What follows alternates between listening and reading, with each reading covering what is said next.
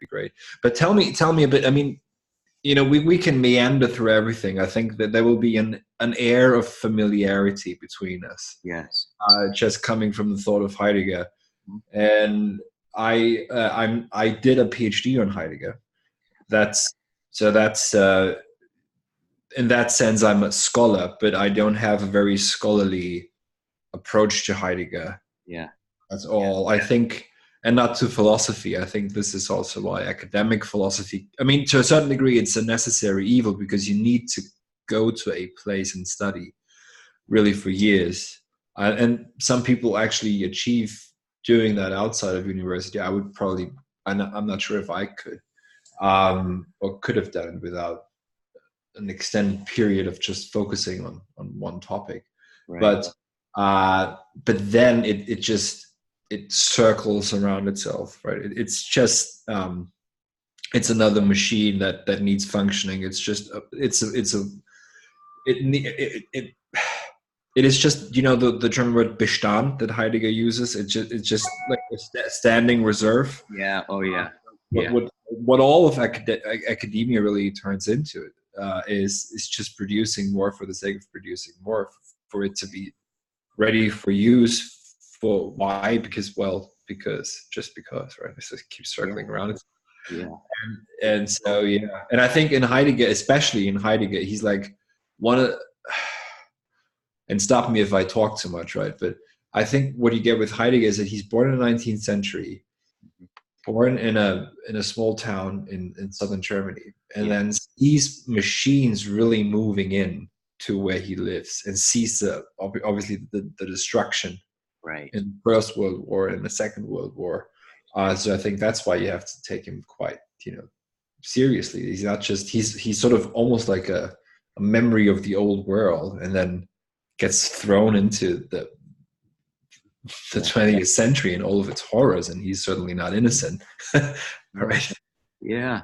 Yeah. Well, I kind of have a similar feel, because I think I'm one of the last generations, one of them, I think, that has a memory before the internet. Yeah. And I actually think that's a memory is a good word. Yeah. Memory is a very important word. I think that memory, or mnemosine, I think you'd say in proper English, the Greek word for memory, that's in a strange way dying as we're outsourcing it all to the internet. But you have a memory without the internet. You could even extend that to saying, what does it mean to have memory without having an actual lived memory? That's then passed down. Well, because now if you don't know how to do something, you just go online and you type into YouTube how to, I don't know, repair a washing machine.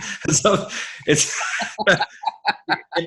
it's useful. It's I'm DIY. No, you're not actually, but it's kind of like yes. There's the strange thing, and I've read up a bit on what you've, as you put it, you've discovered it, what you call circling, right? Mm-hmm. An interesting way of putting it is to say I've discovered it, rather than saying I've invented it. Yeah. Come up with is a very different approach already. Yes. To what you do, and it's and I think time and temporality is important in what you do, right? And what you're trying to get across. And what the internet does to a certain degree is eradicate time. Right. But in a very strange way, because time is still there. The time of the internet is called Unix, and it started somewhere in sometime in the 1970s. Yeah. And the reason we can use this tool right now, 9:30 here, but it's 1:30 in Berkeley, is because the time of the internet is actually completely homogeneous. Yeah. Yeah. It's flattened, and that's as far as my understanding of that goes. Right. Because it's too abstract for me, but it's all the manipulation that takes place online or on screen is actually to a certain degree also related to time, but it's no longer human time or earthly time or anything like that. So there is something eerie about that. Yes, I would. Yeah, like haunting, like that sense of. But but haunting in this way that where I just notice where I can still be scared of it. Yeah. There's a lot of people that are younger than me who are quite strange characters, right? Like really, like literally, like classic autism. I don't know if they're autistic or not, but what I think about is Yeah. where when they speak, all their like values are very articulated and rational and altruistic and explicit. And then they speak literally in like a screen opens up and they give lines of information and analysis, and they're really bright. But what's interesting is they don't have any temporal coordination in the relationship. And that's the thing I think, one of the things I think I'm understanding, or where part of my understanding, or how I am able to see, like encircling or have the particular way, has to do with Heidegger, right? Yeah. I'm understanding, like, because to read Heidegger, it's interesting for me. It's a real different kind of reading in my experience, because it's not so much about, I've noticed, like, it's not so much about understanding what he's saying, but it's more, seems to be about what it takes to attempt to understand him. Yeah. And there's something about that, I think for me, that yoga stretch, or that stepping so outside, or actually not outside, but so into the background, right? To then look and to try to understand that motion over and over and over and over again. All of a sudden, I just started to like see backgrounds and foregrounds and worlds and temporalities, and then language would just come out of that, right? Yeah. I think, so that's being in time. That's the experience of reading being in time, or is that? Yeah. And being in time and his other work too. And a lot of people, I've read a lot of people who've written about his work as well. Like right now, I'm like diving into the Young Heidegger, which is who's that by? Called the Young Heidegger. It's it's right here. Where is that?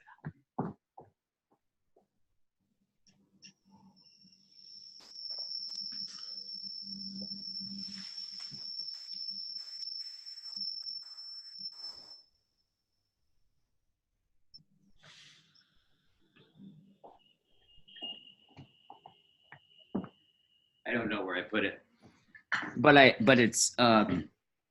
just think it's fascinating how deeply he was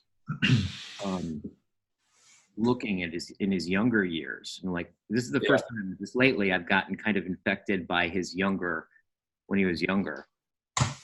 And like how deeply he was in to like the Christian mystics, Eckhart and a lot of these like deeply theological thinkers, and how he kind of took a lot of them and ontologized it in a certain sense. And it's interesting because it's in kind of understanding that more, right? Yeah. And I just bought a bunch of his actual earlier works.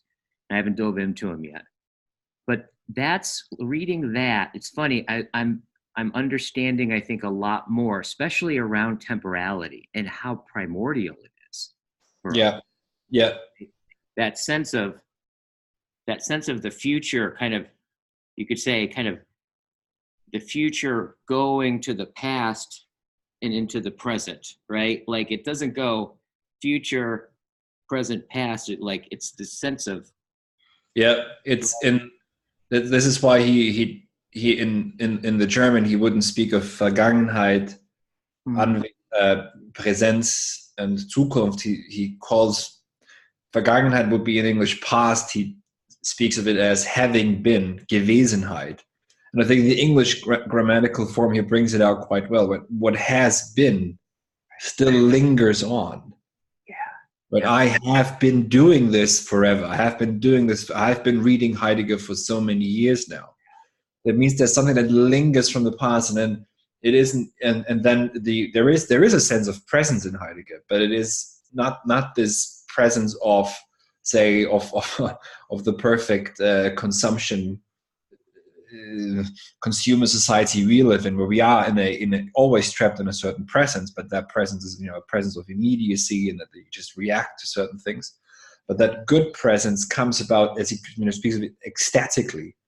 So it's a standing out into, but at the same time a standing back into, and it's so, and the future, Zukunft in German, you can, he reads this as saying is coming towards. Yeah.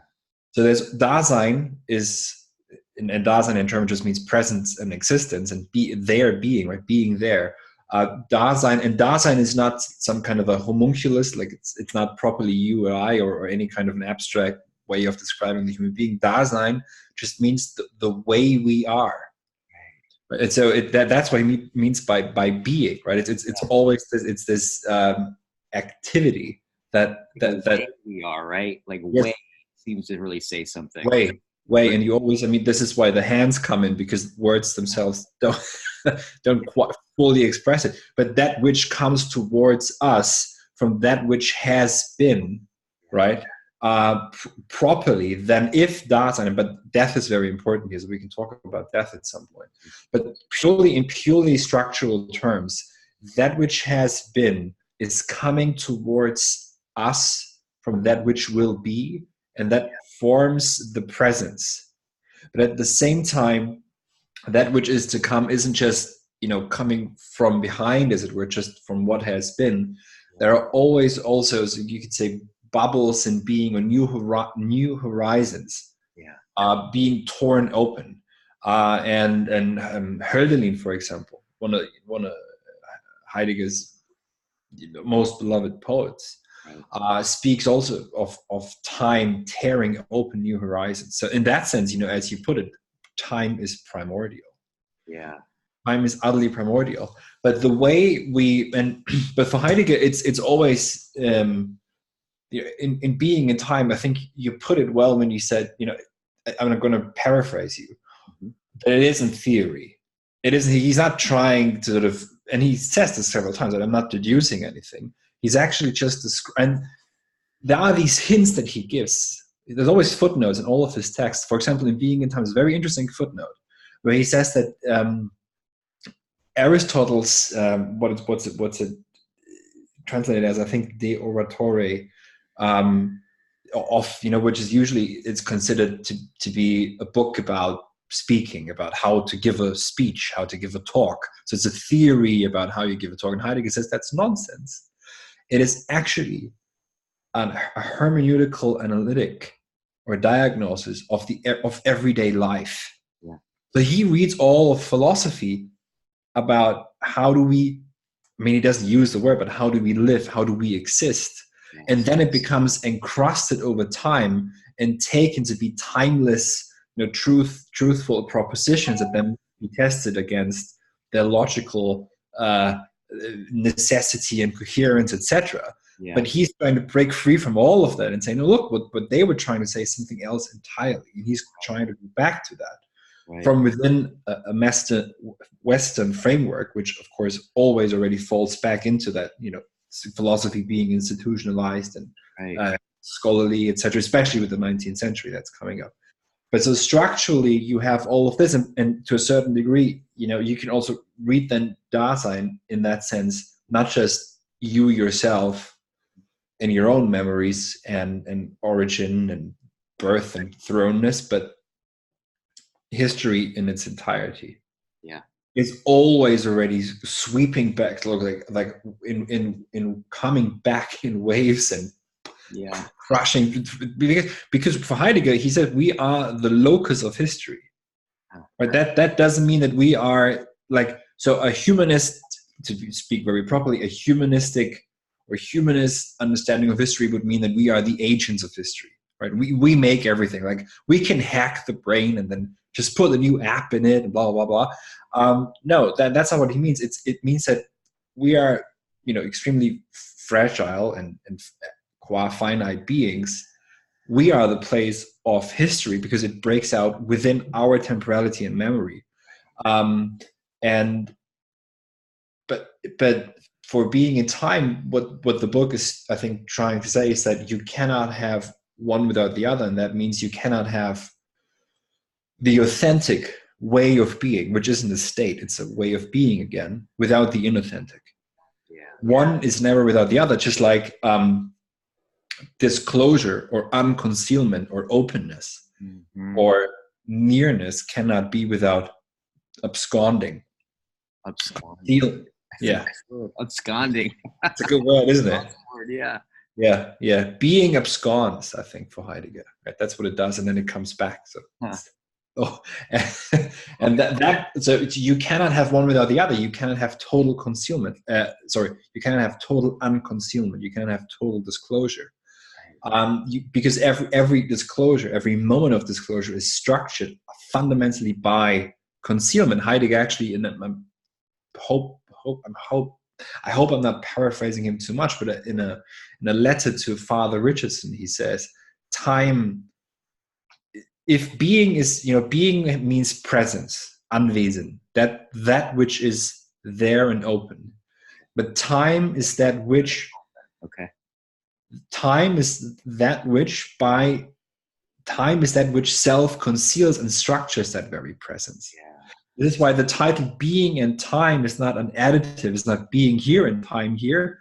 It's almost like one word, right? Being time. It's one word, but it needs to have the and, because the and is not 1 + 1.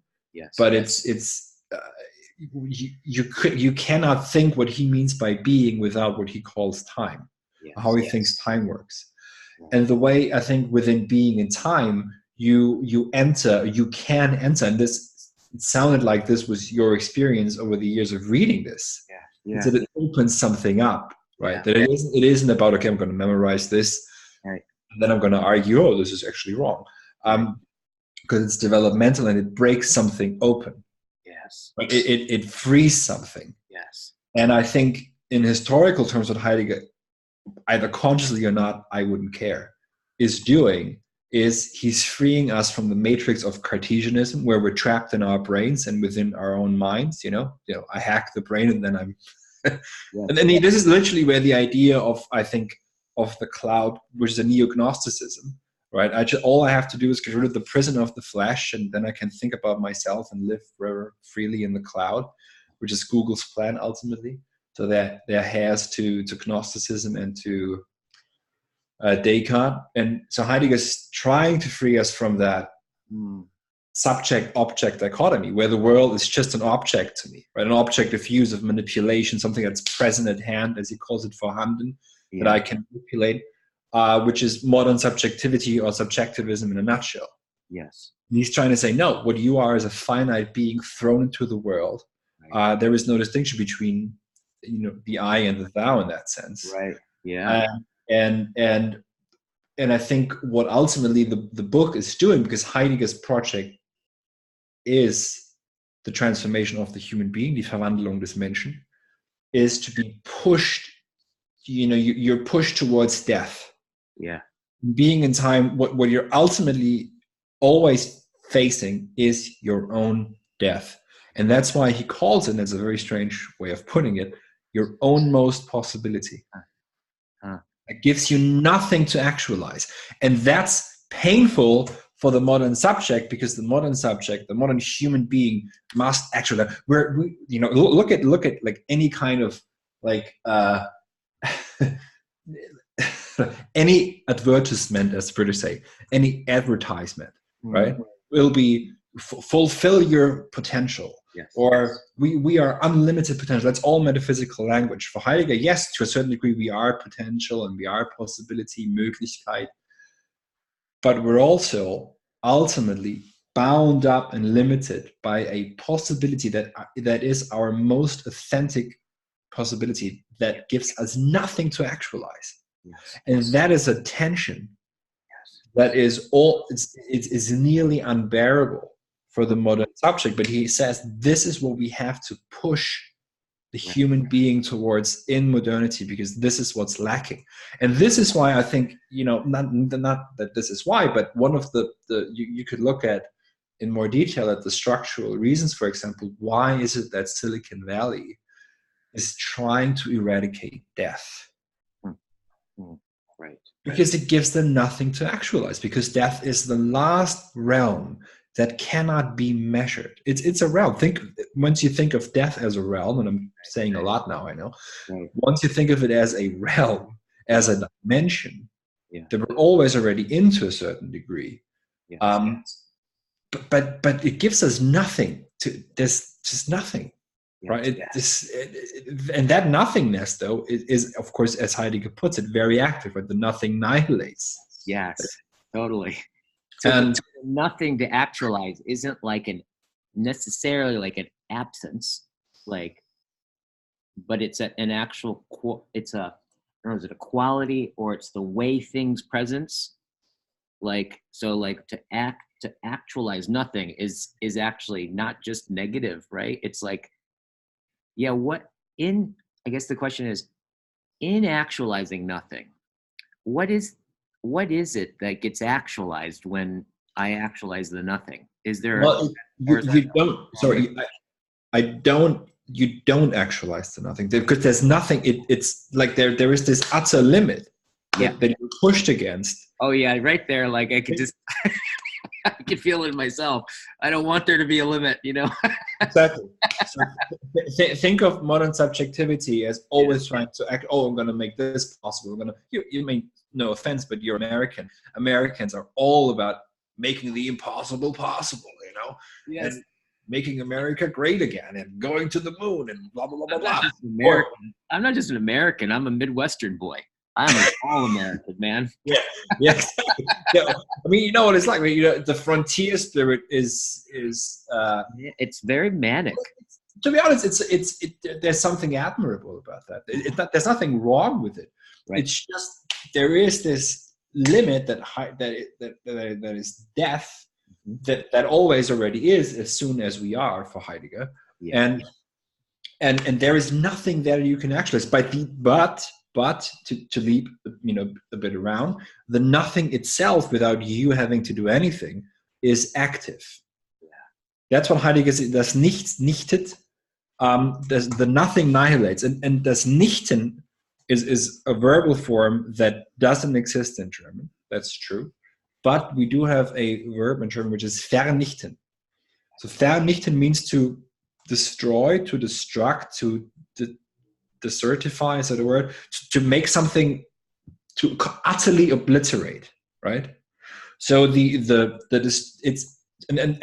can think of the human being as always walking on the edge, right, between the nothing and being, and both of them are active and an interplay, and one cannot be without the other. And what you perceive, so say for example, think of a very practical example. Maybe you choose to follow a certain path in your life that is only possible by, in that sense, then eradicating other possibilities that you could have followed. You're always also a great destroyer. Yeah. And that then is the utter responsibility that you have as a human being, is not to become an obliterator. Right. And this is what people like Ezra Pound, in his main work, and the name of the title eludes me just now, says, to be men, not destroyers. I think that's what he means by that. Nietzsche says in the prologue to Zarathustra, or at least in Zarathustra somewhere, beware those who bear deserts within themselves. So because we're always already on the edge between being and nothingness. I mean, there's nothing, in and of itself that's wrong with that, but we can become extremely destructive forces, if you like. Right.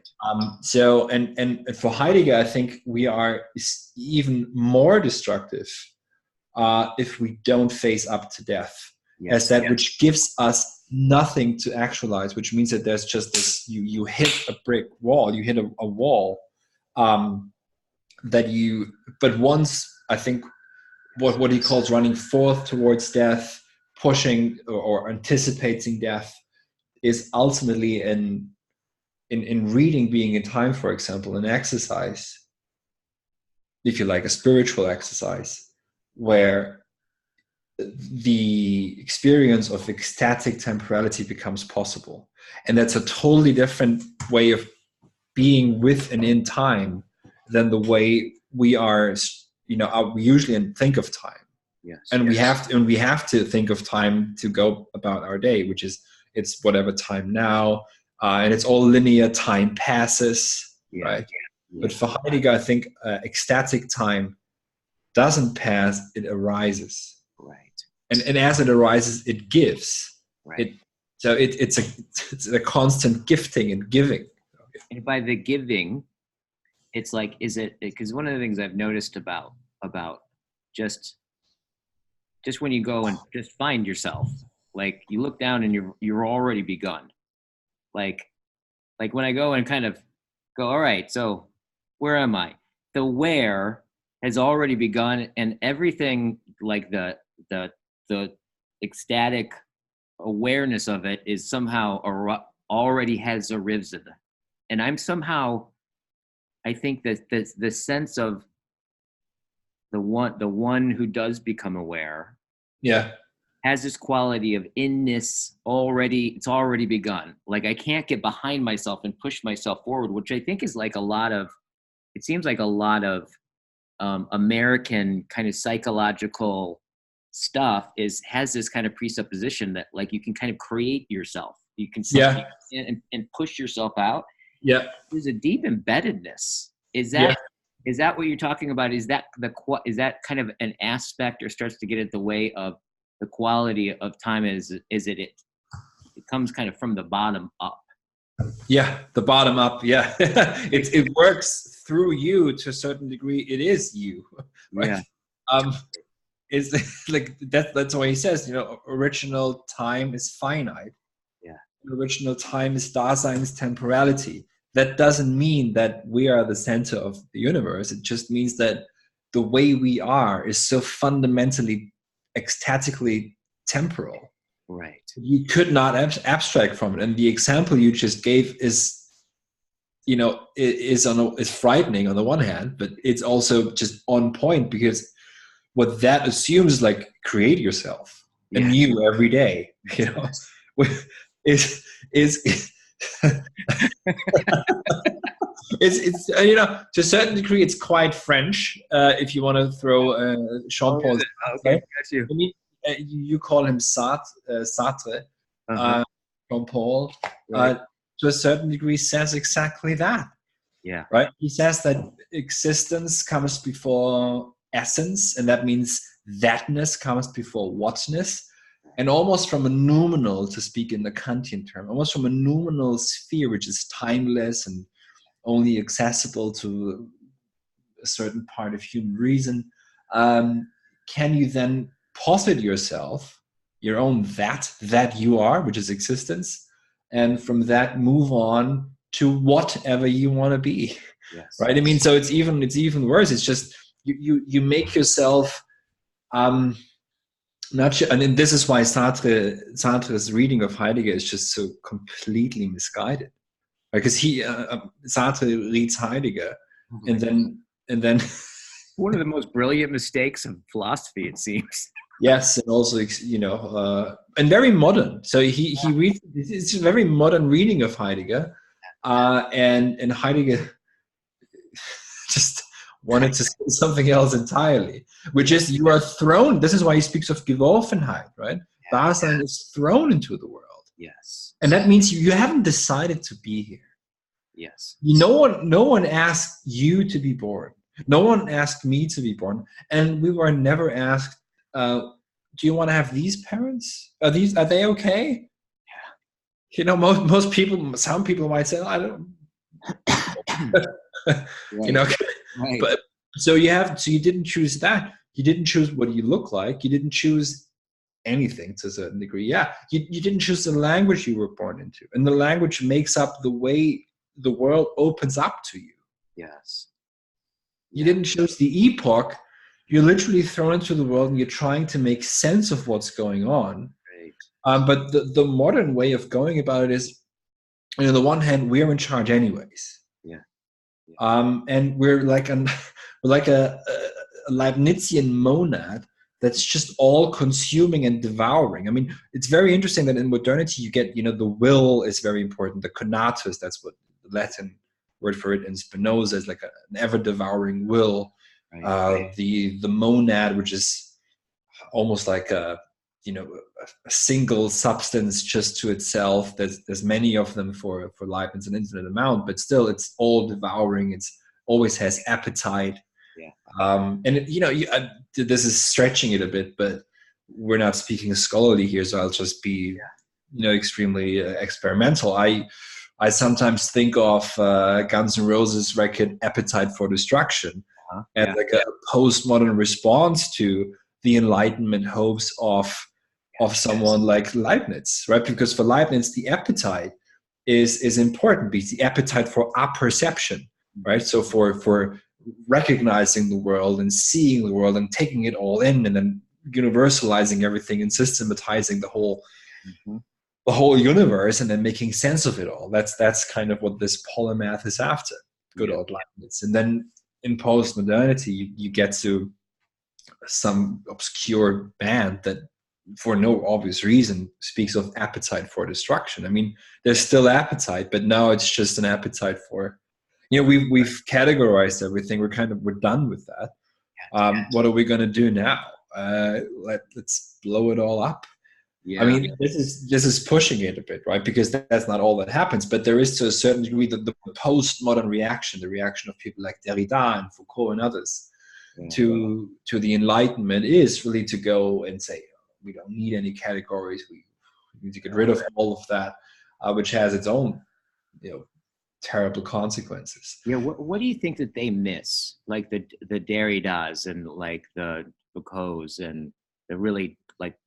Well, what they miss is that what they are trying to do is, if you want to, what they're trying to do on their own terms is not even possible. Because if you're telling me there's no grand narrative, and you're working with, against logos, if you like, and you're working against truth, and there's nothing there, there's no there, then I don't have to listen to you. Right. Because if all you're telling me is that there's literally nothing, and nothing, then the people will be outraged, if you publish this, because they will say, no, he's actually, look, he just has a very good critique of neoliberalism, etc. Yes, and Foucault does have that. Yeah. But you can always have critique. I mean, what's so astonishing about modernity as well is everyone's a critic. I mean, look, there are structural reasons why these critical systems, like, Google evaluations and TripAdvisor and whatever, everyone's a food critic now. Right. But there's nothing psychological about that. There's something structural about that. The reason is that modernity itself, or postmodernity, is just criticism for the sake of criticism, or critique for the sake of critique. And what Heidegger does is something else, right? He to a certain degree, yes, he critiques modernity, if you like. Yes. But he gives you a solution. I mean, not a solution that one fits all, but it's exits. Like, there are ways out, and those are exactly in time, like exactly in. Yes. As you put it, when you read this, you realize, I can't actually abstract from everything that is, right, and then leap back into whatever I want. But it's always already working through me, coming. Yeah. Washing up against me, through, however you want to put it. Like, I can't ever get the background to the fore. Like, I can't. Yeah. I get the be rid of the background, right? Which is because without background, no foreground. Exactly, and that's kind of the ecstatic structure, right? If you will. I don't know if the structure is the right word, but like. Yeah, I know. That sense. I mean, look, I think of it as you have to try to make sense of this in your own words, right? Yeah. So structure is, I think, fine. You could think of it as a structuring. Yes. It's always already, always already, immer schon, yeah, je schon, that's very important. Always already means that you haven't chosen yourself, because there's something always already working through you. It's always already. You are always already thrown. You're always already being towards death. And, and the thing is, we're towards death anyways. Yeah. Yeah. But then it's not a willful choice to say, okay, I'm going to be running forth towards my death and just accept it. Yeah. I think there's something, it's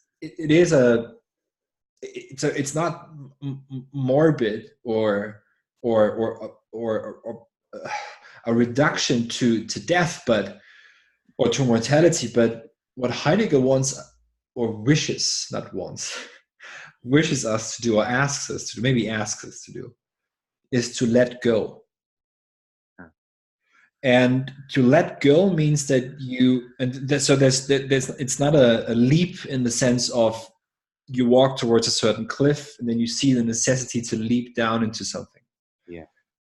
He asks you, the leap that happens that must happen in this thinking is a letting go of anything familiar. Yeah. And once that happens, you let go of what, beings, das Sein, of everything that is graspable. Right. So you cannot fall back to these metaphysical explanations. Oh, being is just reality. Or being is just an ultimate. Or being is just God. No, being is, and that's the later Heidegger to leap into the later esoteric texts. That's being is what he calls Ereignis. To a certain degree, is that which as it comes into its own withdraws and absconds. But that's at once simultaneous. And this is something that you might not have heard yet, because these are very obscure texts. I'm just going to mention it. Heidegger begins to call death the mountain range of being. And the way being, okay. Yeah, so the German word, and this is going to make little sense to anyone, is for mountain range is Gebirg, which Heidegger understands, and this is not etymologically correct or anything, but he understands it as the concentration or gathering of sheltering, harboring, concealment. So because there's the verb bergen in Gebirg, he hears it's probably not really there, but that's what he hears in it anyways. And so you can think of, if death is the mountain range of being, and we are mortals and finite beings, then what the history of being is and how it works is that we are, if you think of a mountain range, the mountains are extremely powerful phenomena for human beings. I mean, at least they should be. In our desolate age now, you have traffic jams up on Mount Everest. I mean, I don't know if you've seen the pictures, but it's everything's become so available that nothing has any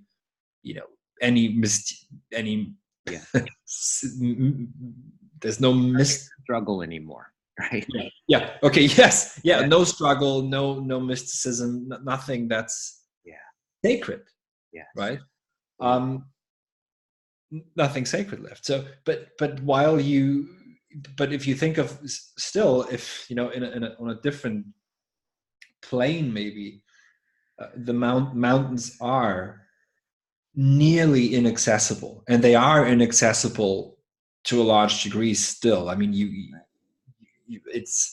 there's valleys you can get lost, and people, there's something in that sense that's always self-concealing with mountains. Yeah. And I think what he means, kind of like this is kind of like when phenomenologically, when you look up at a mountain, there's no immediate way to get over that mountain in that moment. It's like it tops you, if you will, right? Like, but then that quality of, I'm imagining what Heidegger means is something like, even if I live in that village, it's under the mountain, and even when I'm not looking at the mountain, somehow that mountain gives the ground in which things occur and arise as they do. Yeah. And I think that there's it's funny, when I was a kid, Illinois was really flat. And and I lived in the suburbs, and I always felt this kind of like a nauseous, vacant, like empty parking lot feeling. It's all I can call is like the Yeah, but that's a very good way of putting it, because a parking lot is not a place. yeah, exactly. Yes. A parking lot is ultimately, I mean, this is what's, again, the strangeness of modernity, right? Heidegger speaks of our epoch as an epoch that's estranging us. Yeah. A parking lot lacks everything that, I mean, the burbs, as you call it, right? If they're just extended parking lots, where people are parked. Right.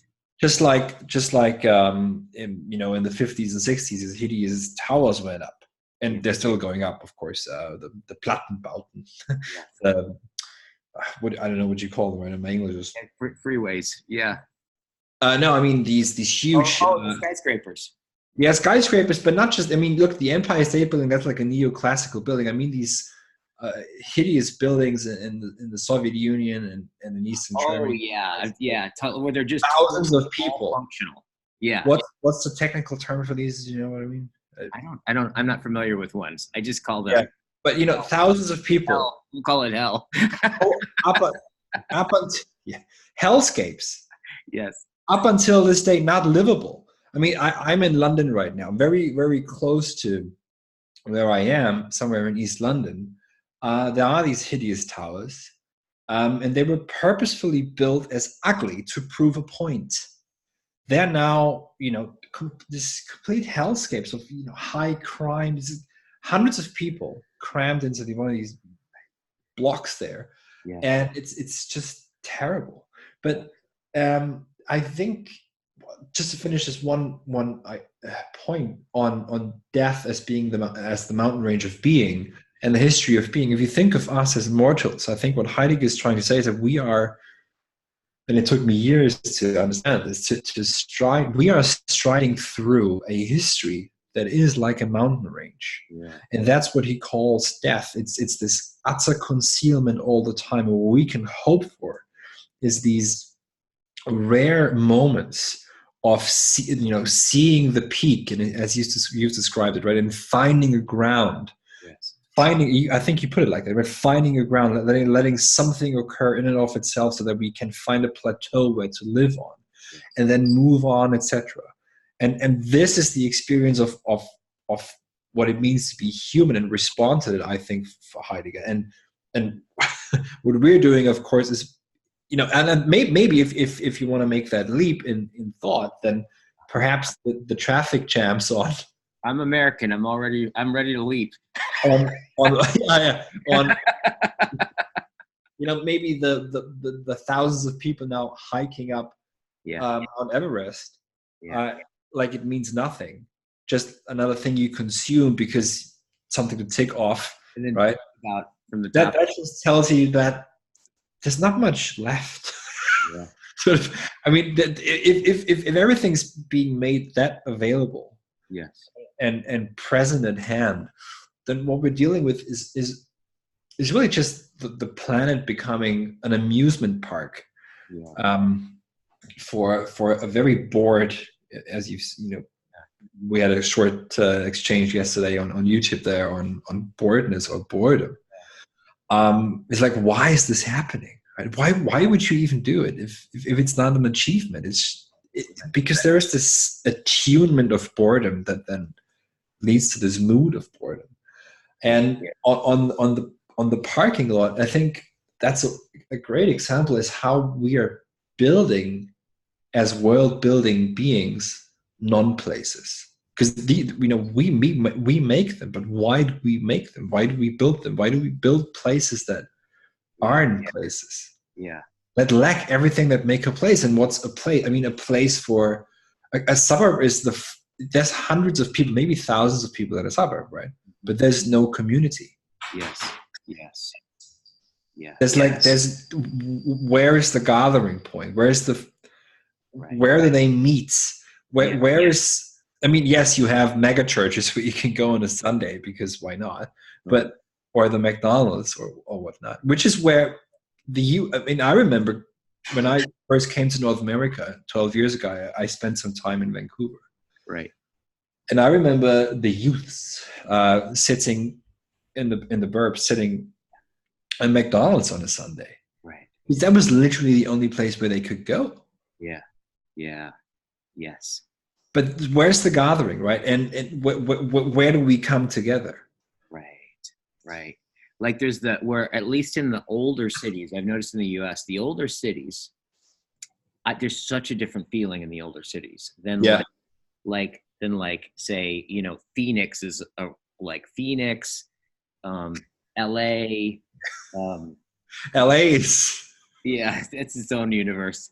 But yeah, this question of like, well, because one of the things that in older cities in America, you could say that, they're not even old compared to Europe. I mean, I don't even think we have any sense of like idea. I know when I went and started leading courses in Europe, yeah, walking by, I was just like driving down the road and looking at, there'd be this, I don't know, it looked like 1,000 years old or something, right? Of just this built up building that's been there forever with like maybe an addition built onto it. And people are just walking by as if nothing's going on. And to me, it was just like, I had no ability to grok that, Yeah. To me, it's like Victorian houses are like ancient. Yeah. But there's such a different feeling. And I think it's kind of probably what Heidegger and what you're kind of getting at, I think, as in there's a sense of place where, because the city would converge with the railroads. So it's like, as the railroads would all converge, it would get more and more concentrated, right?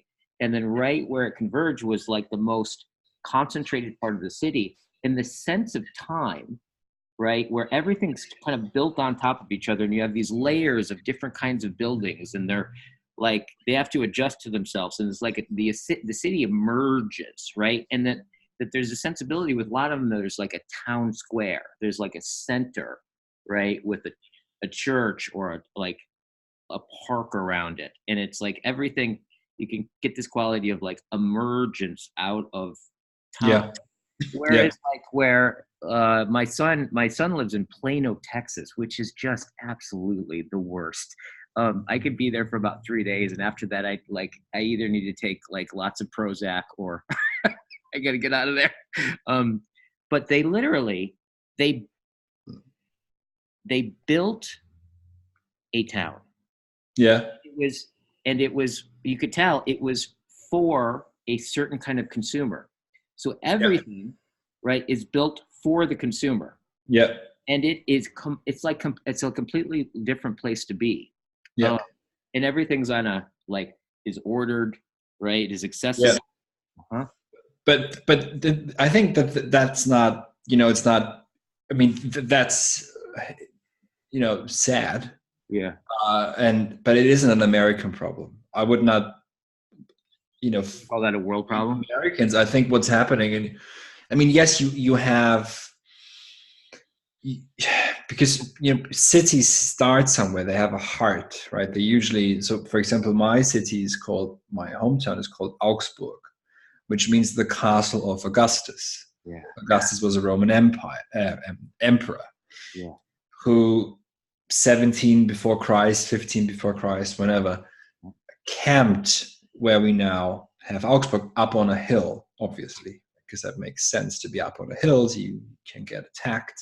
Yeah. And around that original camp, he tried to breach into Germania further and take the rest of the region there for the Roman Empire, which didn't really happen. That over time became a focal point and then slowly developed, and it develops organically. But it takes time. Again, we're back to time, right? In our age, we don't take time. It's just, as you say, it's like that place in Texas is built for. But it's built for what? It's not built for, you could say, so the camp was set up by Augustus to have a base from where he could branch out into the woods and then take the lands from the Germanic tribes. Right. But then it became something else. It attracts tradesmen, it attracts craftsmen, because wherever there's power and political power, there's money. Yeah. So it attracts, and then I wouldn't know the reasons because I'm not a historian, but the camp remained, and it was built up, and it became a city. But that takes time, maybe 50 years, maybe 100 years. And then slowly it grows over, now it's a 2,000-year-old settlement, right? And this, one of the sensations I had when I lived in Seattle 8 years ago for about 6 months was that I had the very clear feeling, and I lived in Capitol Hill, which is very, very central. Yeah. I thought that this is wilderness. Like the trees look wild compared to the trees in Europe. I felt like animals, like foxes and whatever, walking, hurling around at night. Yeah. When I saw them and they looked at me, it's like, you have no idea what's going on here, right? Because this is also new. It's a weird sensation, but that's how I felt, at least. Right. When I came back to Europe, I thought, okay, now I'm walking on ground again. Walking, I have this substance. I mean, a Heideggerian shouldn't speak of substance, but anyway, so there was a ground again. But I will say this about the American experience is that you are free from metaphysics, and that it leads to these hideous, like McDonald's, KFC, gas station, shopping mall, Walmart, and then you drive into town and everything's dead and you drive out again. But at the same time, that freedom also has a certain is a freedom, also in a positive sense. It gives you an openness to ways of thinking. Yeah. That Heidegger might be after as well. So it isn't. It always comes in. It's never just like you cannot have peace without war. Like you cannot have justice without injustice. For Heidegger, it's always freedom is always unfreedom. And just to mention this, in our age, I think in this epoch, the task of the human being is to live that unfreedom that we experience in terms of technology coming in, and so things being extremely weird and strange to anyone who's awake. Everyone else is kind of lost anyways. Right. But what's happening in Europe, though, is it's not. So what you're describing there is not just something American, and I'm not going to make a political point of saying, oh, the American empire is just reaching out, and therefore there's a McDonald's everywhere. Yeah. But there must be an openness too in Europe to want something like that, because we have these suburbs as well that are faceless, right? They don't even have a proper facade. There are places in like Venice Beach, for example, in LA that have much more of a feel of place than many of the newly built and recently built last 30-40 years or so in Germany, for example, of suburbs that are really dead, and they're all just there to park people when they come back from their 9 to 5 and do the routine of television and whatever else you have to do to be the perfect consumer. Yes. That's what we are. Obviously, we're called consumers, right? I mean, Verbraucher is like a normal, which is consumer. It's a normal, regular term used by politicians all over the Western world. And there's something else. Look at a place like London. London is another 2,000-year-old Roman settlement. And of course, it's had a very long history. There was a huge fire sometime in early modern times, and it was destroyed by Nazi bombings in the Second World War. But it always sort of maintained its uniqueness. But what's happening now is that there are skyscrapers going up everywhere, and they're not beautiful buildings like the Empire State Building, because the Empire State Building is classical to a certain degree architecture. But it's just these, and I don't think that that's a question of taste. There's something else happening here. There's something else showing itself. It's just glass and steel and concrete. Right. So, and one of them, and I've mentioned this in another conversation I've had with Justin Murphy, it's also up on YouTube, so I'm just repeating myself, but I'm just going to say it anyway, is that there's one building called, maybe you've heard of it, called the Shard. Shard. No. Yeah, a shard. So it's a shard. It's literally a shard. Like you break glass and you have shards, right? Yes. And it looks unfinished. It looks like a dystopian techno version of the Evil Eye, the Sargon, or whatever it's called, Sauron. Sauron, I think it is. Yeah. And Lord of the Rings. Yes. Because it's got these hideous red lights, so that airplanes don't crash into it. Right. But it is a shard. It cuts, so it looks like it's unfinished. Yes. And it cuts into the sky. Cuts into the sky. That's how I interpret it. I look at it and it just literally cuts into the sky. But who lives? Who inhabits the sky? It's gods. It's immortals. Yeah. Right. So why is this? I mean, you could always say it's just some idiot architect. But if it isn't just about subjective psychological, it made sense. There's something that in a very terrible way makes sense for this epoch. Yes. That it would happen now, that you would not build a temple in honor of Apollo or a church, right, in honor of the Christian God, or a synagogue in honor of Yahweh, or a mosque in that sense. But no, you build a building called the Shard that is the tallest building up until this day in Western Europe, and that cuts into the sky, and in that sense is meaningfully destructive. Yeah. That's what the purpose is. Right. And it has that. There's nothing beautiful about it, except that all it is. It's tall. It's really tall. So there's this. And I mean, I think if that strangeness. Can you imagine another epoch where anyone would have built a building that's called the Shard, cutting into something into? Yeah. Why is that? That's hideous. It's just absurd. But pointing this out to people will get you looks. Yes, absolutely. Okay. Right. Right. Totally. Can I ask you something? So, like a little bit, I'd love to hear. So, just first of all, like I really appreciated, really appreciated all your videos, and there's a something, and I don't know if I can describe it, but there's a way in which you speak about these things, and it reveals of a being deeply touched by it. Like as you're talking, you don't get the sense of high level of abstractions, although they are in some respect. You're like grappling with it. It feels like it's coming from deep in you. Like it's almost like I asked you a question and we're just like, you were just thinking about it or something. There's something, a sense of wrestling with something and being touched by it or moved by it.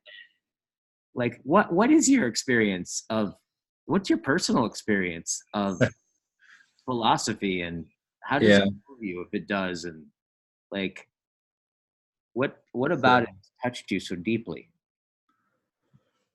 Like before, like when did you start, for example, like when did you start reading Heidegger? Yeah. Like what was life like before that and after that? And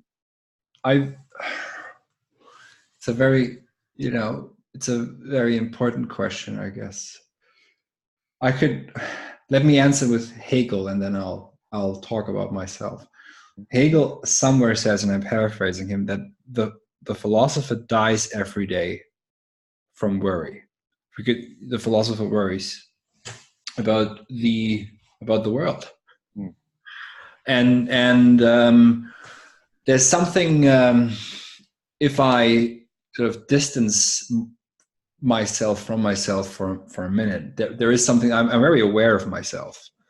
I have, I think, an extreme self-awareness in terms of what my thinking is and what my experience is. So philosophy for me isn't intellectual, right? I can get into all this intellectual douchebaggery, and I'm very good at, look, I'm looking at this argument and taking it apart.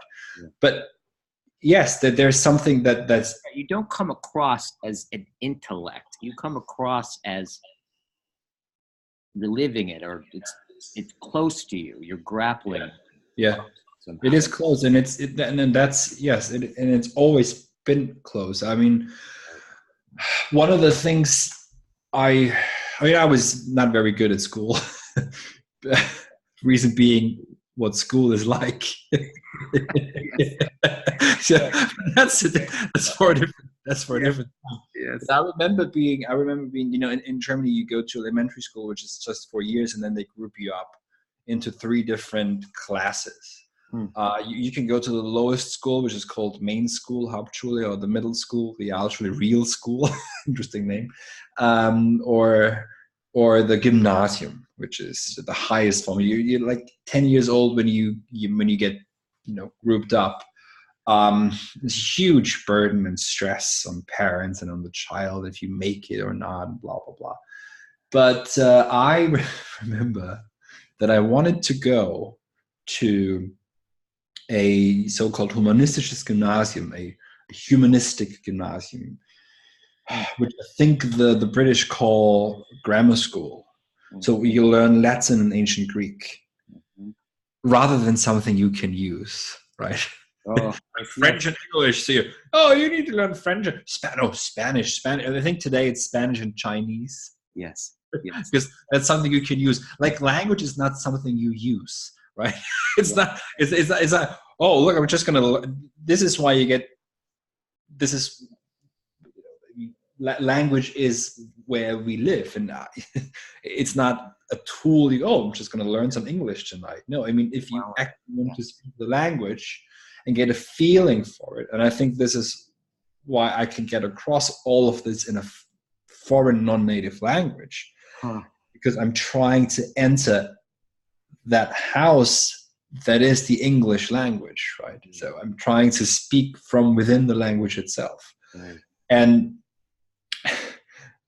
I had, when I was 9 or so, I had the very clear idea that if I learned Latin and ancient Greek, then I would gain access to the mysteries of the world. I have no idea where this is coming from, why I had this idea, because there was certainly, I mean, yes, my parents, read a lot, and I have 4 Greek names. Oh, you do, huh?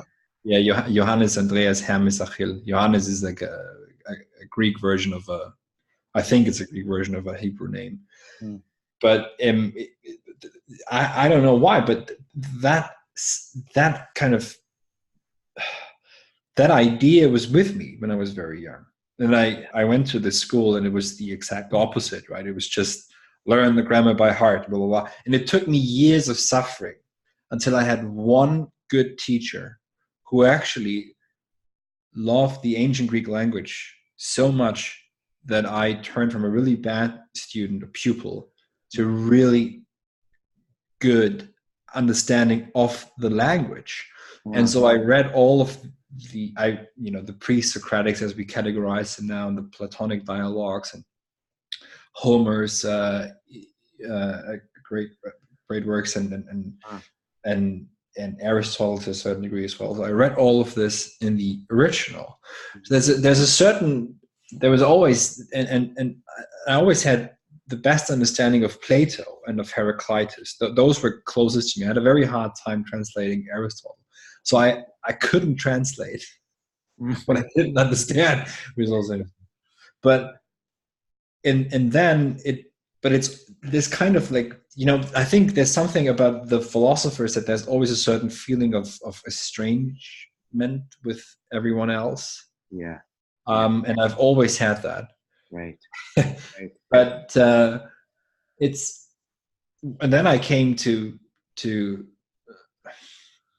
Bolzano, where I studied philosophy, politics, and economics, and a wonderful teacher who is also not, an intellectual, but he lives it. Right? He lives this way of thinking, because that's what it is, and it all came back. This kind of thing, because it's covered, it was gone for a while when I had left school, and but it came back, and ever since then, which is now 10 years ago, I've been on this very clear trajectory of having to go deeper and deeper and deeper. There's something pulling me, it's not like so I'm not exhausted. Yeah. Right. Yeah, It's very late. exhausted. It's very late. It's very late, and you're like, I could tell. You can talk about this for the last 8 hours. Because it's a pull, if you like, right? That's how people describe it. It's something that just, it opens up anyway. So I don't have to. It's just there. It's just fully there. I don't know why, but it's there, and it's always been there. And it's thanks to Heidegger, and of course thanks to Ivo De Gennaro, who was the professor in Italy where I was, and other people that I've met, and just reading that it all kind of has come about, right? But it feels like in that sense of amor fati, that it's always been necessary. Yes. So that's why it's not work. This is not excruciating or painful or get me off, I need to eat or sleep. No, it's just like I'm waking up, and everything else is mundane and kind of painful, but this isn't. And I had to, and this is going to sound extremely strange. I was in Meßkirch 2 years ago for the first time, which is Heidegger's hometown. And I think he's got 2 sons, and one of them is his actual son, and one of them is not his son. He just raised him as a son. Yeah.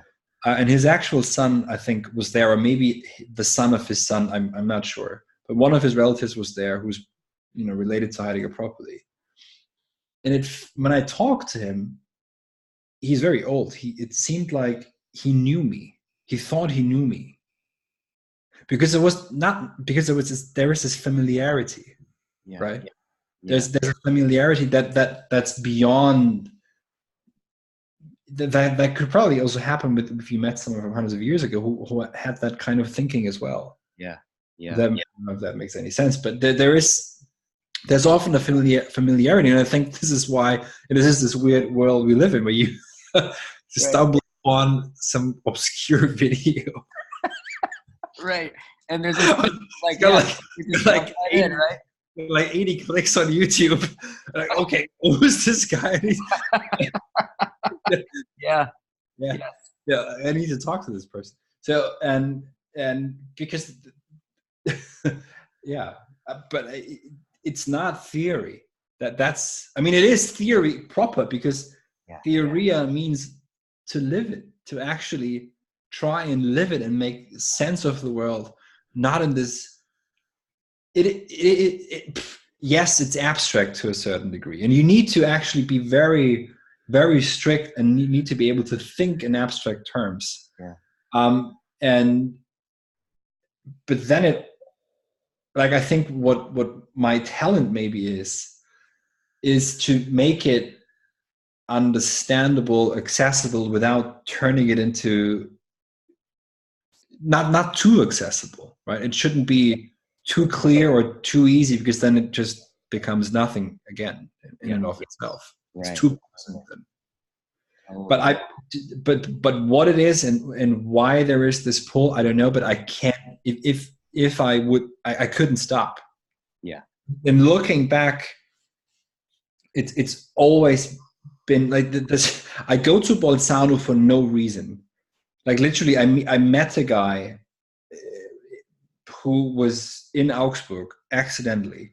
Right. He tells me that there's this study program at this obscure, 10-year-old university in Bolzano that no one ever goes to. Yeah. I mean, it's not a special. Now it's a special place. Back then, no one knew about it. And then there's this gentleman, Ivo De Gennaro, who teaches Heidegger the way he wants. He doesn't care what other people say. He doesn't care about anything. And for some reason, it all led me there. And so I mean, I don't know if you ever have the time. There's a video of me and him on the channel. Oh, is that the guy where he's talking about the essence of technology? Yeah. Yeah. Oh, yeah. He was something. I've Yeah, listened isn't to it? that one about like 3 times. Yeah. Because Yeah. he said he made show for me like the whole thing about I think I finally understood what Heidegger meant by history Yeah. and Yeah. and and the new beginning. That was always like a strange one. It was so elusive, like a new beginning. But that sense of going back and looking at Kant and looking at Aristotle, and this sense of the way that he described, I really appreciated it. Like that there were turns that they took, but they didn't take these other turns. And they're in the kind of the atmosphere, right, of the turns that they took, but there's a background there that listens into the concealment and then tries to let it show, right? And I was like, oh, that's what okay, that's what he means by new beginning. It's funny. Heidegger says these things where, like, I've been when it clicks, it doesn't click like it's a little bit like trying to remember a dream, like where you're like, it's so clear, but then you go to describe it, and it seems so clear that you'd think that you would remember it all the time, but it's got this but you see, you're coming back to memory. Yeah. Huh. Oh yeah. I remember you said that. Totally. But obviously you have to come back to memory because that's what it is about. And that's how Derrida and others misunderstand, purposefully or not, Heidegger. Because Heidegger is not about destroying the grand narrative and blah, blah, blah. If you destroy the grand narrative, there's no memory, then you are just, cutting off. There is no future without origin for Heidegger. Yes. The other beginning has always already been possible. Yes. It's always already there. The arrival of being and all of that's just a way of, again, ecstatically letting go of that which is familiar. But then out of that arises new, if you like, I said before, new horizons are torn open. But those new horizons are never this kind of, progressive idea of everything's just getting better every year, or the dystopian idea of everything's going to get terrible. No, it's coming out of something that's there. The other beginning. He speaks of an other beginning. The other beginning is related to the first beginning. You can't have one without the other. Yeah. This is why he has to go through all of it again. But he's not going through it in the sense of, describing it as Hegel would do, as a dialectical process of, and this is very, very crudely put, so, all Hegelians, please forgive me, but that there is a thesis and an antithesis, and it all comes together in a synthesis, and we are marching towards freedom. There's something else at stake. It's that in Heidegger, this is one of the strangest notes. He says that the history of metaphysics, or metaphysics itself, but not as theories and as abstract ideas or so, that's now upon us. This is what we now have to face up to. And if you think of it as, for example, why is it that we speak of ideas? The word idea just means appearance. The Greek word idea, where we get the word idea from, just means appearance. But it's become over the centuries this, the word idea is the economy is driven by ideas, where we live in an idea economy, we live in a knowledge economy. Everything's actually extremely abstract. I think that Heidegger is much more concrete than the everyday worlds we live in, which are legalistic and very technical. And for Heidegger to understand technology and find exits from it, it's that actually technology comes from a certain way that in which metaphysics has responded to that which is. Yes. And what we're trying to do is we're trying to hold. You can bring this back to death. We're trying to hold on to that which is, because we devour it. We desire it. We want to devour it. The will is very strong, right? And as time officially, at least, is only passing. What needs to happen is it needs to be brought back again. and be brought back again and back into presence and back into presence. And how do you do that? Well, you do that by producing, herstellen, stellen, placing, positioning, the ever same all the time, all over again. Yeah. So how do you get to consumer goods that are perfectly inter and exchangeable? Because the will wants to have full presence and control of that which is. Yeah. So we're producing exchangeable goods, right? If they're not really goods anymore, there's nothing good about them, but that's just facetious here. But yeah, but you see, I mean, this is for Heidegger what's happening in modernity. This is ultimately what technology is after: is that it must produce things at will that are always already the same as something else. They're perfectly ever same, turning, circling around themselves, right? Yes. Right. Do you remember? And that's the shadows in the cave. Yeah. I mean, if someone reads the cave with some mental capacity and it doesn't hit them, right, that what's being described there is our world. It's not some educational tool to explain the theory of forms. No, it is. Yeah. We are trapped in the cave. Yeah. The question is, what's the exit? Yes. And the cave. The exit isn't a leaving of the cave. At least you always have to go back. Exactly. Yes. Yeah. It is. It's exactly not leaving the cave. Right. That's the strangest thing, is that the shadows. And I keep telling my students, they're usually your students being. Do you teach like in a class? Are you like? What do you mean? Yeah. I have private students, and I teach in a class and everything. Yeah. And I always tell, look, the shadows are real. Yeah. Right. Like, they're not. There's nothing. Plato doesn't say the shadows aren't real. Yeah. He doesn't say the cave isn't real. Right. Shadows are real. They're really there. And they're not just there, they're also structuring the world of the people in the cave, of the prisoners. Yeah. As he calls them, right? So I can get that. So a couple things. There's one experience I had with you where what you just did, by the way, the thing that when you said, you're using memory again. And there was this moment whatever that feeling is I had of like, oh yeah, I was just using memory there. That experience, I had the exact same feeling of being circled. That's what we call circling, is catching that like part of getting someone's world is catching that background. But because of the background for me, and you called it out, there's that moment of like ecstatic kind of dun, dun, dun, dun, dun, dun, dun. I'm like not totally the same after that, and I'm wondering if in a certain way, like for me, the memory was like the shadow in the cave, and then you kind of you brought me into the light, and then when I saw it, I was back.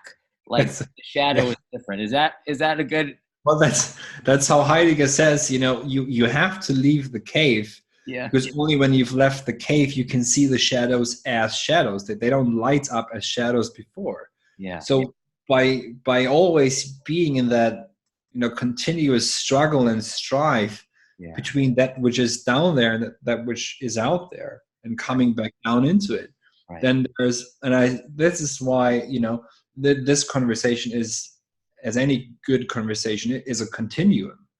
What you call circling, which is a hermeneutic circle, which is almost like a spiral, right? It's ecstatically working through us and then bringing something back that because if you are on a timeline, then it's in the past anyways. May I remind you, an hour ago you said this, but it's if there's anything to ecstatic temporality in non theoretical terms, it's been working. It's that mentioning of memory at the beginning of this conversation. It had to begin somewhere.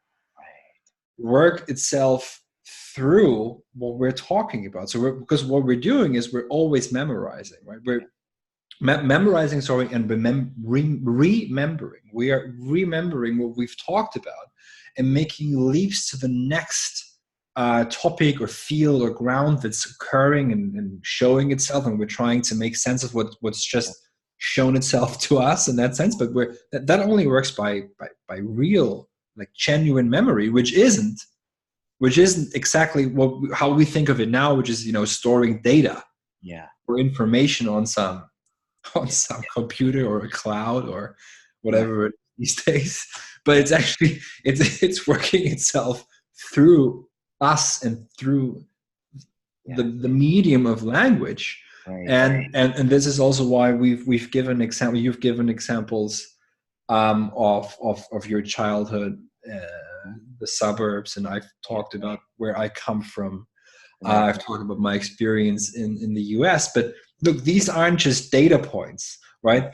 These are not like, oh, look, here's a piece of data that I can just throw. It's like, if it's just data, just a givenness, then it's meaningless. Yeah. It needs to be. It's not, because it's not the data. Just literally just means given, right? It's a datum, datum.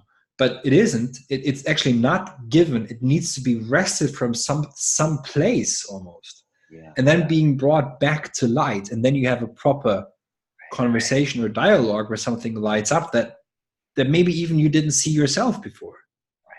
Right. Exactly. That lighting up. I think in time, not being in time, but time and being, like his a later work. Yeah. Beginning, where he talks about, I read this a lot in the beginning of some of the courses that I do, where he talks about, like, perhaps it's a good idea if we not, like, demand immediate intelligibility. And he says it about, the artist, and then the poet, and then the, like, Heisenberg's formula. And then he kind of says something about, like, and perhaps it'd be a good idea. Well, he says, like, I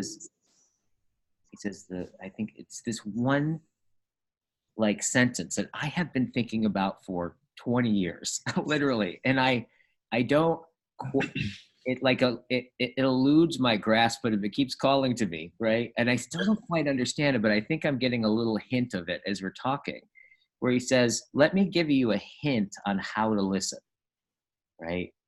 And first of all, just that part, right? Which is that there's not just listening, there's ways to listen, right? Yeah, exactly. Yeah, no, because your ears is interesting, right?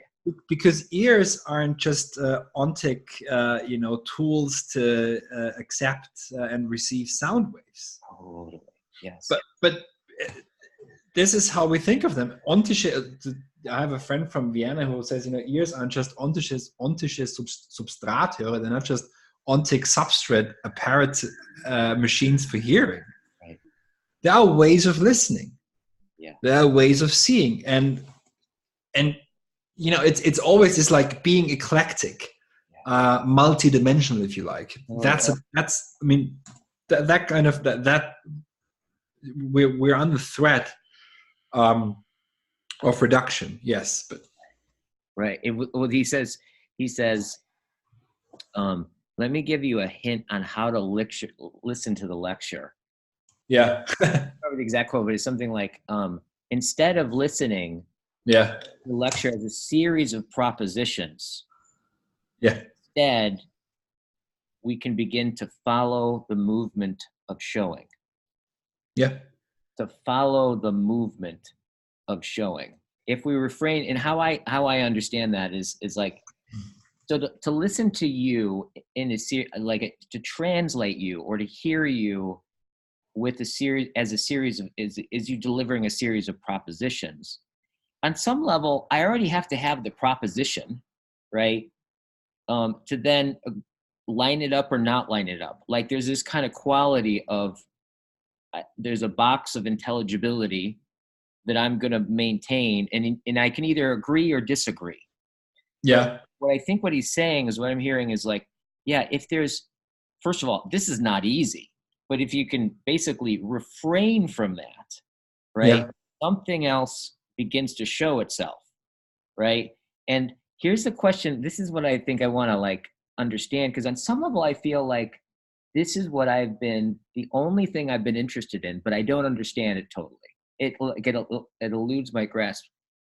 Follow the movement of showing. Like, what do you, I just curious, what do you hear in that? Because on some level, this conversation feels like things are showing themselves, right? And it does feel like we're there's you're right. You're exactly right. What you present before, there was that sense of, and you even did. It's interesting. You even did it in explaining it, right? You're doing the very thing. But that's what I meant. Yeah. Conversation back in your own life and remembering this, and you're remembering that I said remembering, and it's like these lingering things that then kind of then something opens up. It shows us. I'm like, oh God, that's like, and then you pour more wine, and you're like, oh, that. Imagine. Are we doing that right now? It just seems. Yeah, we're doing it. But look, this is imagine the hell I live in, right? I'm kidding. but it's I think just it is ecstatic, in that sense that it takes you out of what is ordinarily there and into that which properly is. And when Heidegger says this in Time and Being, I mean, he does this in most of his public talks. You could think of, for example, the technology essay, right? The question concerning technology, where he's very repetitive. He's very repetitive, but he's always coming at it from a different angle and then bringing it back out again. And it isn't so much about a propositional. There are no claims. There are no arguments, if you like, even, right? I mean, Heidegger has a short note that will not be published. That was sent out from the Heidegger Society a couple of years ago on argumentum. And I think he understands argument in a sense of lighting something up, of showing. And so what he does, I think, you cannot formalize it, so I can only give you another hint at what's happening, is that Heidegger is, I think, very aware of what's going on, of where it might be coming from, of concealments in history. And if you are aware of concealments, you are, and I sometimes have to stop myself, from because then you see where, this sounds almost like a cliche, but you see where others wouldn't even look. Right, and it is in a because I said before, there is this good presence that comes about from ecstatic temporality, that you can enter by reading and rereading these texts, for example, so that this showing is exactly, it's bringing it back out what's there anyways, but hidden. And this is why you can think of it as, and this is not my idea, this is my supervisor's idea, Miguel Bistegui, who's written, in the spirit of Heidegger, a book on aesthetics, where he says that metaphor is misunderstood by us in the West. We think of metaphor as, just an image that you give to illustrate something. And he says metaphorein, the Greek, literally just means to bring some, metaphorein, I think, means to bring something out and about and up, which is there but hidden, covered over, absconding, absent. But and this is what Heidegger does, right? He's and this is why, I said in the beginning also that what Heidegger, I think, is always doing is trying to liberate, or not liberate, but show exits from the Cartesian matrix. that which is the, the subject object dichotomy, where we are divided from the world and from. No, not explain, to show. No, because look, if you explain, then you are literally. I don't know. There's a short story by E.M. Forster. Yeah. I don't know if you've heard of the. I've heard of the name. I'm sure I probably would. Yeah. I think it's from 1912. I'm making this up. Very, very old, more than 100 years old. Called "The Machine Stops." It's a short story where people live underground in isolated cells, and the only way they have contact to each other is via what he calls a tablet. Yeah. And what we would call Zoom or Skype these days. So they Skype with each other or FaceTime. Right. I mean, this is 100 years ago. Can you imagine? Yeah. Oh, yeah. You were talking about this in one of your videos. Yes. Okay. Now I'm recalling. Yeah. All they talk about is ideas. Huh. How they talk about ideas and they discuss ideas. So you can that's the strange thing about abstraction and rationality. Is that it can trap you and you have it, you got it all figured out intellectually, but it doesn't actually mean anything. Yeah. Because it is about Heidegger at the end of his life. There's a conversation that's on YouTube now, between him and Richard Visser, who is a documentary filmmaker. And he says that I have made an experience in my thinking. That's what he says at the end of his life. An experience in my thinking, right? This is not what Quine would say. Right. Yeah. Quine would say, we have to formalize everything. Yeah. Yeah. Even questions. Okay, impossible. It's and he's not imagining some future that should be possible. It is actually for him an experience that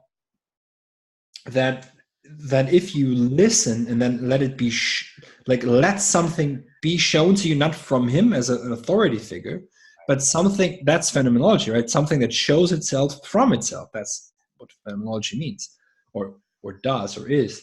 Then something else lights up or shows itself that to a certain degree was there, but not given, but was there in the sense that in the moment of it lighting up, it becomes, it's really there, it's really present. Right. And then it becomes possible, and also in the sense of, in the German, it means möglich. Yeah.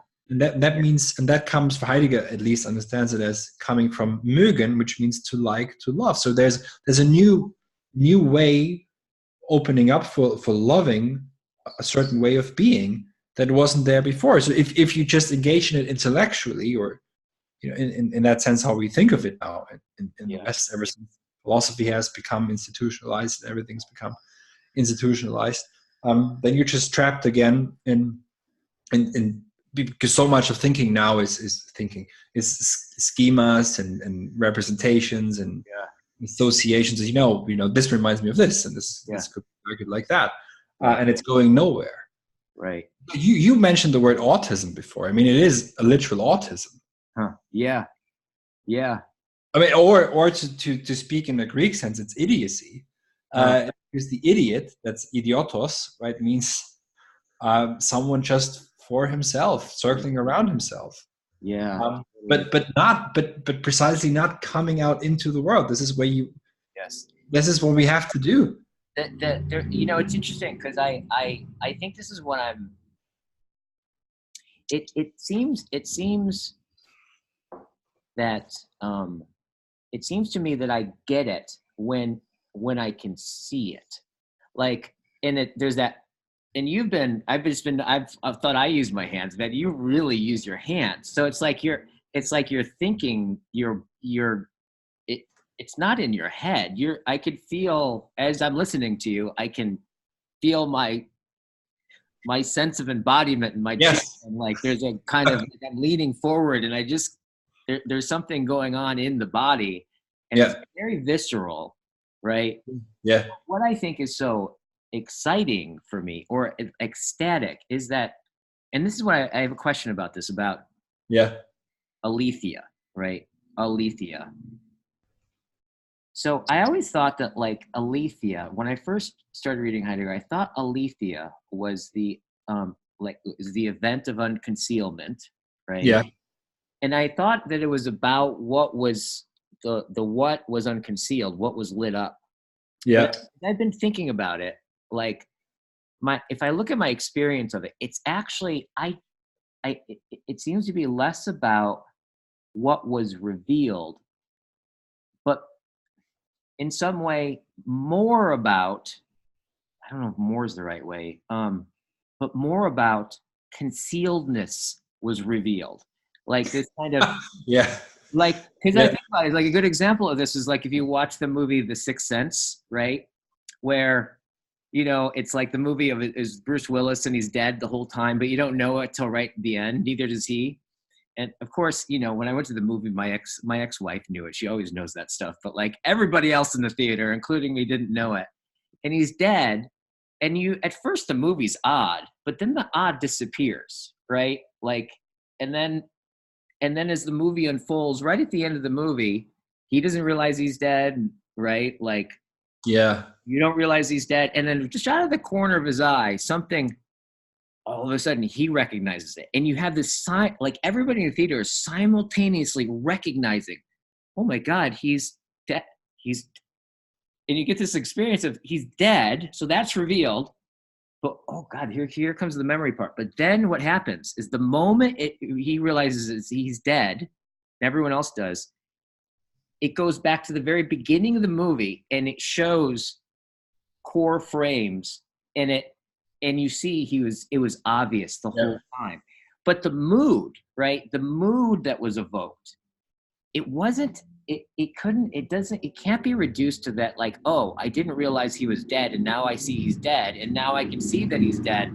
No, what you actually see is that you didn't see it, right? And that's the ecstatic, I don't know quite how to put it, but that's always I've noticed, because like a lot of times, like in my work and stuff like that, there's those moments of where it's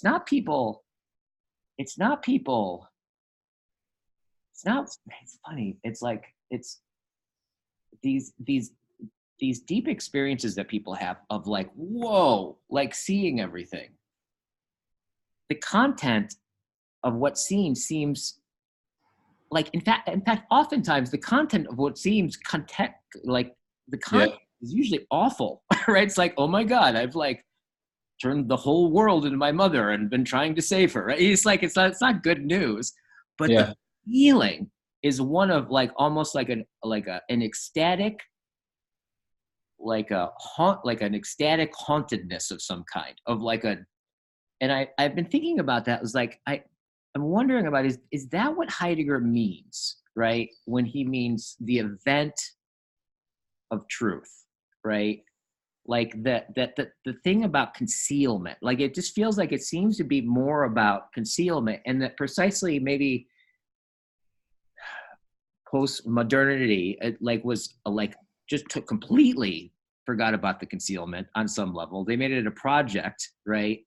And it became all about the revealed, right? Yeah. But no sense of the mystery of it or the mood of it.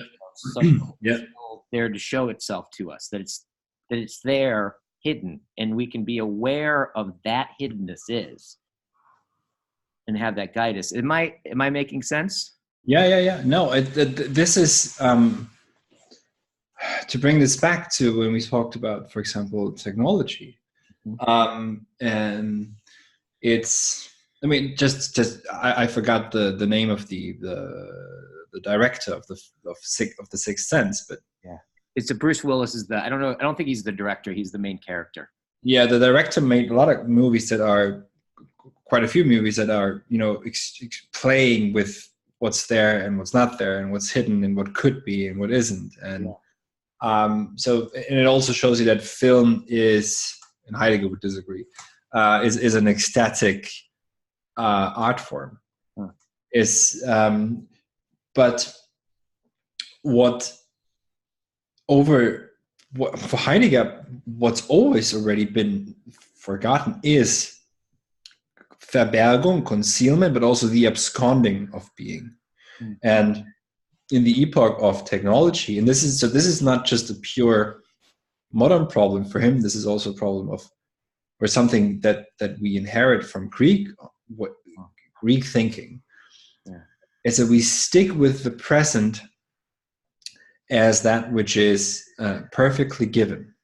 And this plays out in the sciences, or in natural sciences especially, as you find something, you have a certain data set, and that's it. That's nature. We found the gene. I mean, they've moved. The strange thing is also, though, that the sciences keep moving away from their own findings, right? Once they found something, this is it. We found this is the human genome. That's it. But they're kind of moving away from the gene theory now. Yeah. That's kind of like moving on. Oh, no, we can't really find the gene that makes you stupid, because there isn't.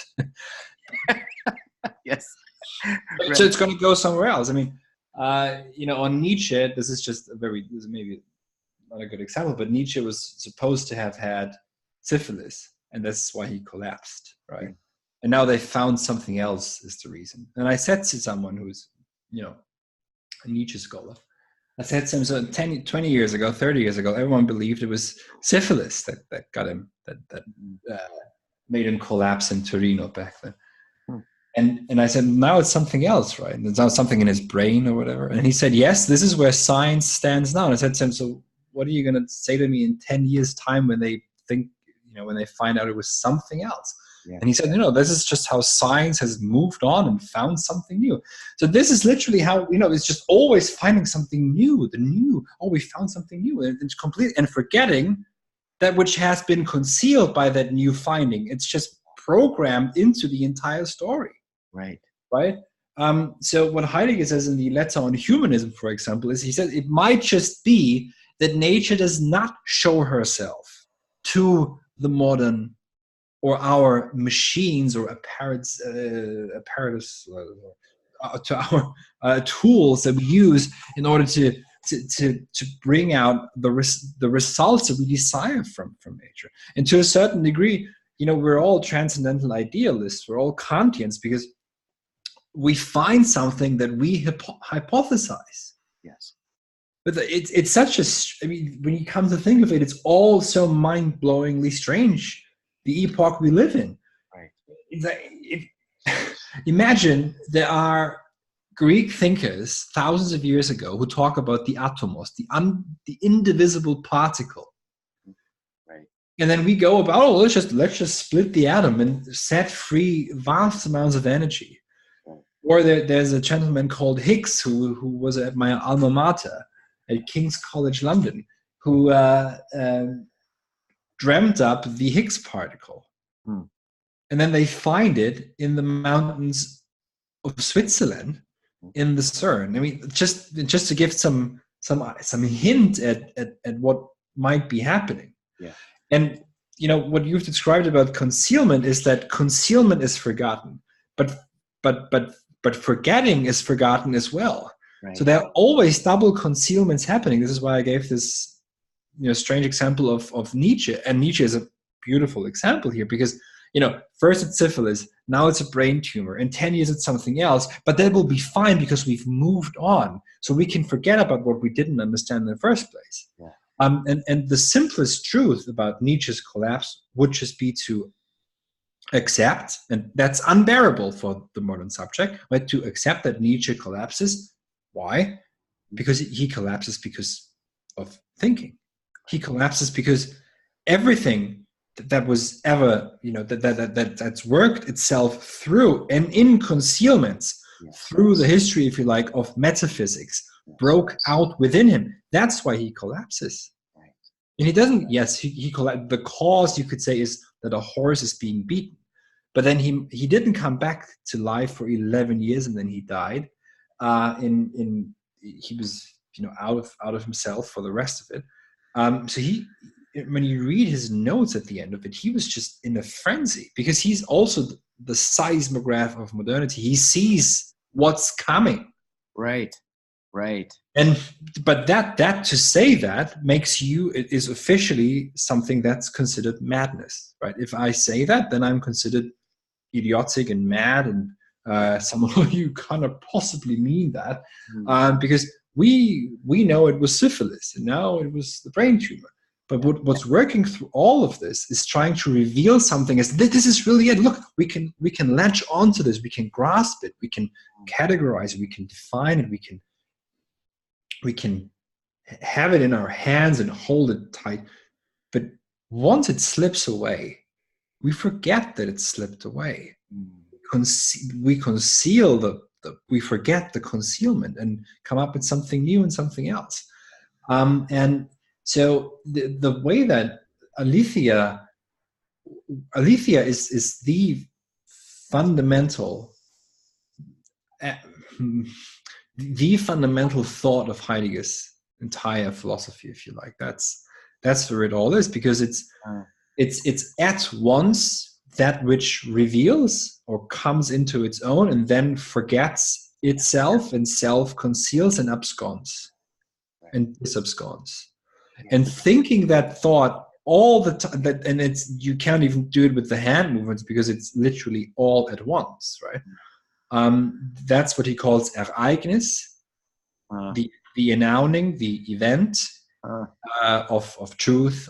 And this is then the Ereignis is also a realm where the human being and being meet and encounter each other, right? And there are always concealments at work, and without thinking concealment, you will never, I think, let's put it differently, if one begins to consider concealments and absences and moments of absconding, that's all of that. Strangely enough, that's when something lights up, right? That's when the world begins to light up in a very different way, but it lights up in a way that it makes sense, right? Totally. Right? So totally, yeah, and has this strangeness to it. Yeah. Like, yes, but it's all about, you mentioned Meister Eckhart, right? Eckhart before. Yeah. There's a beautiful quote by Eckhart where he says, I'm going to say it in German first. Warum geht ihr aus, heimzukehren? Why do you go out? To return home. Yeah. That's it. That's what we do. This is, we have to go out into the world and into the uncanny, into strangeness, but why? Not to stay there, but come back. Because a sense of home and arriving, you can only have that sense, or sense, yes, by knowing what it means to not be home. Right. So these moments, they're everywhere, right? You're thrown into the world. You didn't choose yourself. Yeah. You're trying to come home because you're not home yet. Right. Totally. Yeah, it couldn't have even earned it or wanted to be you.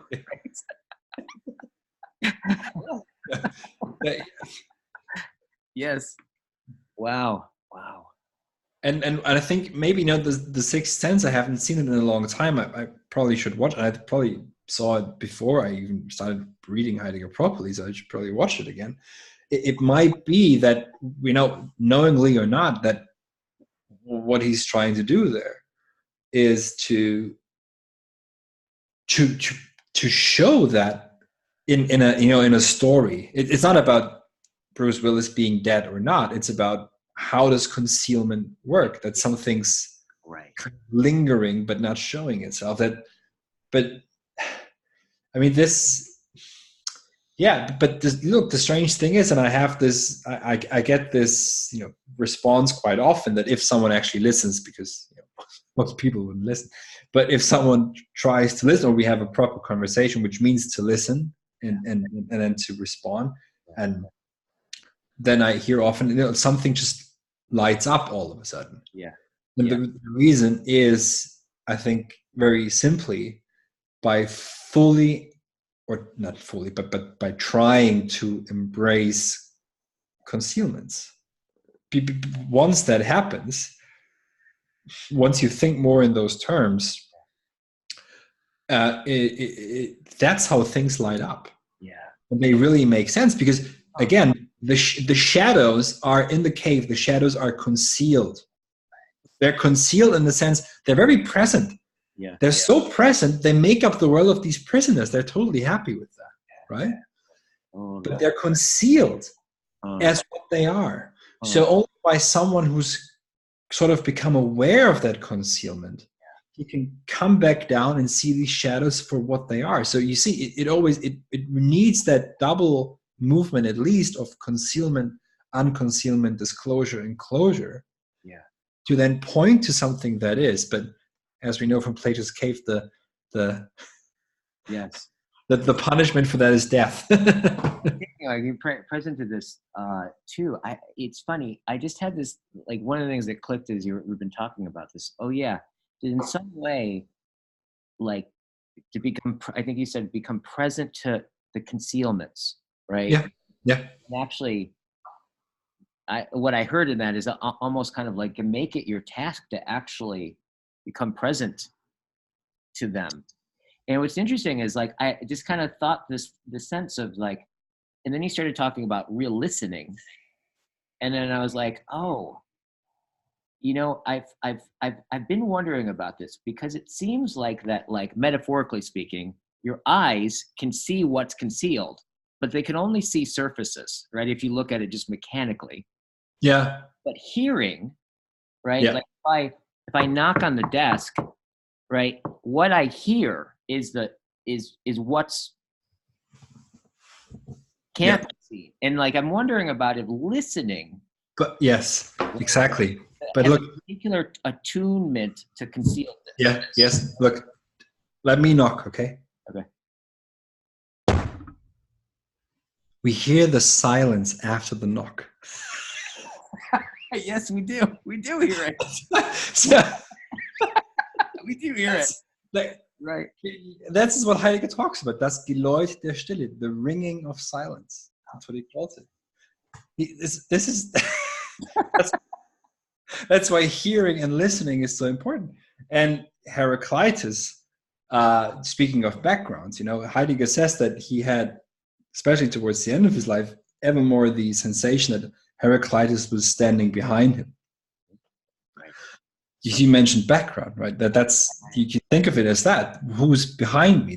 And for him, it was Heraclitus. And what we've categorized as the first fragment of Heraclitus in 19th century scholarship is where Heraclitus speaks of logos. And I'm not saying that logos is this fantastical regulating principle of the universe, but logos is, Heidegger translates logos as original primordial gathering.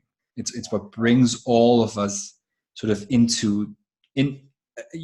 attunement, right? That's what that's not what so it's not like logos is here and it does this. Yeah. It's that what we call logos is that which, this is why you have to use these, that which, right? That is that which attunes us to gather. Yeah. Right. And Heraclitus says, this is how you get a non-substantial way of thinking, just to point this out. Heraclitus says that people are always already hearing or are in a certain stance towards logos, right, but they're not hearing logos, akuein. They're not hearing it. So it's not about reading the logos, right?